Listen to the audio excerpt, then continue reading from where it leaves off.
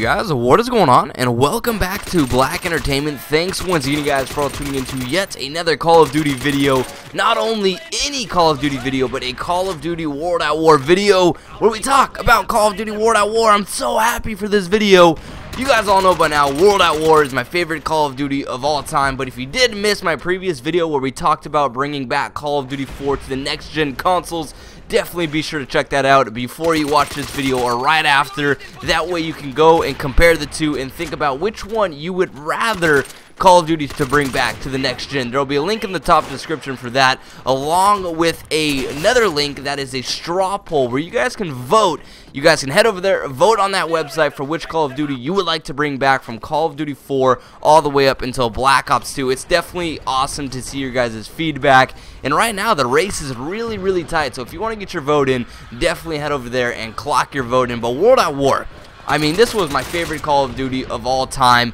If you didn't play Call of Duty at the time this game was released, the reason I say this is because if you play Call of Duty World at War now, there's probably a good guarantee that you're going to get into a game with a modded lobby, and if you play a game with modders, it's not nearly as fun. It definitely ruins the experience. But if you were able to play World at War when it was in its prime, I consider you a very lucky person, because this game was just awesome. There were so many great things about this game, and the first thing I really want to focus on are the World at War weapons. If you see the weapon list in World at War, you just, like, it's jaw-dropping on all the great weapons that were within this game.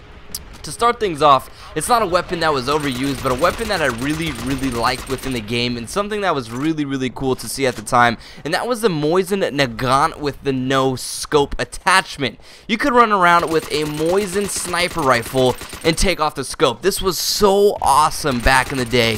When everybody was running around with this, you were like, dude, this dude has a Mosin Nagant with a bayonet on the front. It was just so awesome to see that. It totally changed the sniping game, because Call of Duty 4, all the snipers had scopes on them, so when Call of Duty World at War came out with the sniper, you could take the scope off. It was really awesome. Along with that, we got the PTRS sniper, which definitely goes down in my top 3 snipers of all time. You got the Gewehr semi-automatic rifle. I hope I'm saying that right. The Gewehr. You got the STG-44, which you are seeing on screen right now. The M1A1, the Thompson, the MP40, the Type 100, the PPSH-41, or the Papush, the Type 99. I mean, the list goes on and on. If I had to pick a Call of Duty where it had all around the best amount of weapons, something that's very diverse, World at War definitely takes the cake on that, I believe. It had so many great weapons and so many weapons that were fun to use that it was ridiculous. I mean, a lot of people did use the MP40 in this game, but all the other weapons were used just as much. So it was really cool to see that.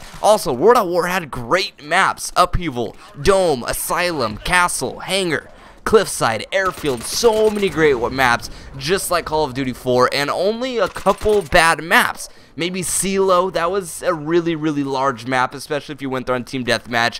Outskirts was a little ridiculous, and Roundhouse, the map we're actually showing in this video, was kind of iffy. I enjoyed it, but there was kind of some hate around it. But even if you included a Roundhouse in that list, that's only 3 bad maps in a Call of Duty game. I mean, that's so awesome. Nowadays, it seems like it's half and half, or really outweigh. Like, you only like a couple maps, and the other maps you're just not a fan of. So that was something that was really cool about World at War, was there was a great selection of guns and great maps within the game.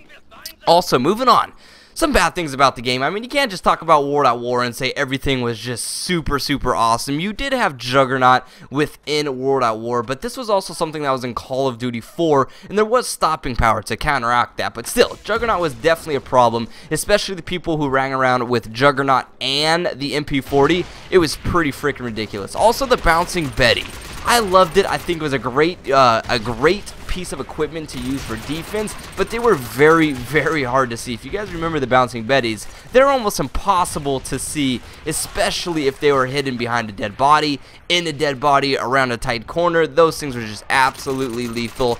Also, something I wasn't a fan of was the vehicles in Call of Duty World at War. It was very innovative. It was something that was definitely, it was cool to try it, because the reason I say this is because if War at War never tried vehicles, I feel like everybody would be asking for vehicles. So War at War really dived into getting vehicles in the game, and I think it kind of failed. It's not Call of Duty. Leave the vehicles the battlefield and keep them out of Call of Duty. Besides that, I mean, mortars sucked. There was the UAV mortars. Dogs, UAV was awesome. It's a UAV. Dogs were awesome, but mortars really lacked kill streak wise. So besides that, I mean, Call of Duty War at War was awesome. You got bayonet attachments, like I said. The dogs were introduced in this game, and most of all, zombies was introduced in Call of Duty War at War. I mean, everybody loves zombies. So not only was War at War a great game, it had an amazing extra Easter egg after you beat the story. So that being said, I think World at War is definitely in my top 2 for Call of Duties I would love for them to bring back, just because of all the positives within the game. So I vote yes to bring back World at War to the next gen. What do you say, you guys? Do you vote yes, or do you vote no?